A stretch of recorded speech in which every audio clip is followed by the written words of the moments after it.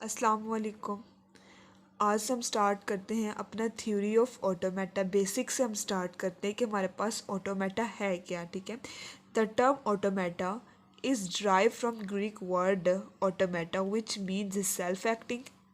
इसका मतलब ये है कि ऑटोमेटिक ग्रीक ज़बान का एक लफ्ज़ है वो ऑटोमेटा, जिसका मतलब है सेल्फ एक्टिंग के ऑटोमेटिकली खुद ब खुद ही से काम हो जाए। एंड ऑटोमेटन, ऑटोमेटा हमारे पास क्या ऑटोमेटा का प्लूरल है। ठीक है, is an abstract self propelled computing device which follows a predetermined sequence of operation automatically। इसमें क्या होता है कि हमारे पास जो भी कंप्यूटिंग डिवाइस है वो ऑटोमेटिकली बाय इटसेल्फ वर्क करती है और उसके पास जो भी उसके पास रूल्स दिए जाते हैं जो कि प्री डिफाइन है उसके मुताबिक ऑटोमेटिकली ऑपरेशन को परफॉर्म करती है। ठीक है, हमारे पास जो ऑटोमेटन्स हैं with finite number of states is called finite automatons and finite state machine. ठीक है, हमारे पास जो ऑटोमेटाज हैं, ठीक है, अगर हम उसको फाइनाइट नंबर्स ऑफ सीक्वेंस दे दें या स्टेट्स दे दें हम उसे कहते हैं फाइनाइट ऑटोमेटन्स और फाइनाइट स्टेट मशीन कहते हैं। आगे हम देखते हैं कि हमारे पास कॉन्सेप्ट ऑफ लैंग्वेज हमारे पास तो थ्योरी ऑफ ऑटोमेटा के अंदर हम लैंग्वेज को इस्तेमाल करते हैं जो कि लैंग्वेज बहुत ज़्यादा इंपॉर्टेंट है। लैंग्वेज हमारे पास क्या है, लैंग्वेज हमारे पास क्या एक वे ऑफ कम्युनिकेशन। ठीक है, हम किस तरह कम्युनिकेट कर रहे हैं।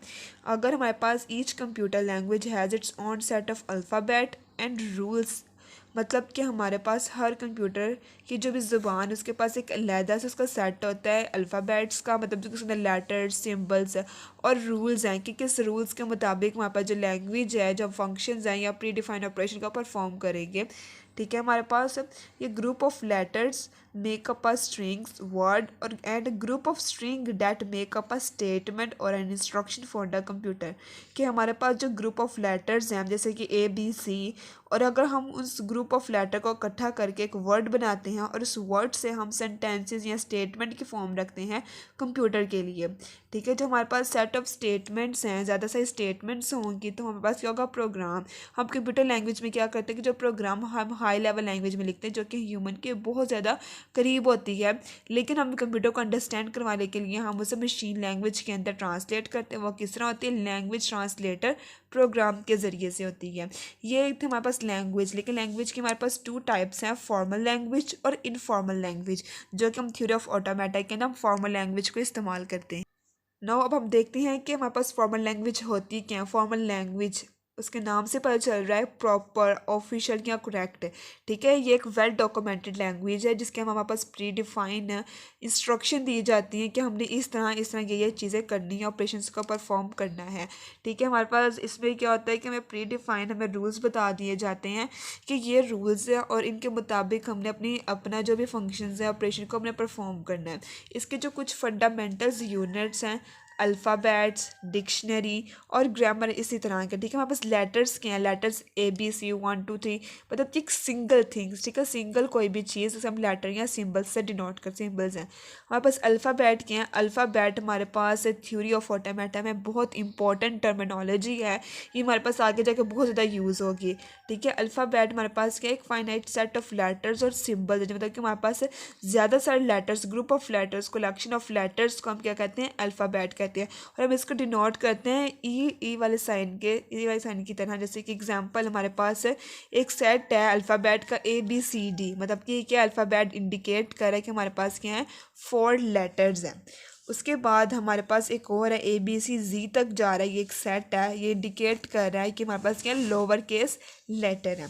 उसके बाद हमारे पास एक और फंडामेंटल यूनिट है फॉर्मल लैंग्वेज का, वो है डिक्शनरी। ठीक है, डिक्शनरी हमारे पास क्या है, डिक्शनरी हमारे पास कंटेन्स, उसमें वर्ड्स होते हैं। ठीक है, ये वर्ड किस तरह बनते हैं, अल्फ़ाबेट और लेटर का कॉम्बिनेशन होता है। मतलब कि देखिए हमारे पास मशीन एक वर्ड है। ठीक है, इसमें भी किस तरह बनी है, एक लेटर से मिलकर बनी है। M एक लेटर है, A एक लेटर है, C एक लेटर है, H एक लेटर है, I एक लेटर है, N एक लेटर है, E एक, मतलब कि ये जो तमाम ये जो लेटर्स हैं जो कि हमने अल्फ़ाबेट से लिए हैं ये हमारे पास क्या है, डिक्शनरी है। आगे हम देखते हैं हमारे पास ग्रामर क्या है। ठीक है, ग्रामर हमारे पास कुछ रूल्स सेंटेक्स जो कि डिफाइन किए जाते हैं किसी पार्टिकुलर लैंग्वेज के लिए, ताकि हम उससे मिलकर सेंटेंसेस बना सकें, स्टेटमेंट बना सकें। ठीक है। ये भी ग्रामर जो है हमारे पास फंडामेंटल यूनिट है फॉर्मल लैंग्वेज का। फॉर्मल लैंग्वेज बेसिकली हमारे पास एक ग्रामेटिकली रूल के ऊपर बेस कर रही होती है, कंडीशंस के ऊपर बेस कर रही होती है कि जो हमने उसको रूल्स बताए गए हैं उसके मुताबिक वो फुलफ़िल करें। इसके बाद हमारे पास इनफॉर्मल लैंग्वेज आ जाती है। इनफॉर्मल लैंग्वेज जो कि हम कैजुअली यूज़ करते हैं, मतलब कि जो अनऑफिशियल है, जैसे हम किसी फ्रेंड से बात कर रहे हैं, फैमिली से बात कर रहे हैं, जो एक नॉर्मल कन्वर्सेशन है उनसे इनफॉर्मल लैंग्वेज कहते हैं। ये वेल डॉक्यूमेंटेड नहीं होती, ना इसका कोई प्रॉपर स्ट्रक्चर है, ना कोई प्रॉपर डिक्शनरी है, ना इसका कोई सेट ऑफ रूल्स डिफाइन किए जाते हैं कि आपने इस ग्रामर रूल्स के सेंटेक्स से आपने इसको परफॉर्म करना है, इसके ऑपरेशंस को परफॉर्म करना है। ये बहुत ज़्यादा जो वर्ड्स हैं वो कुछ लफ्ज़ हम कभी किस लैंग्वेज में बात करते हुए इस्तेमाल करते, कभी कोई और बात करते हुए हम इस्तेमाल कर लेते हैं। इसका कोई भी रूल नहीं है, ना कोई ये ना कोई ऑफिशियल है।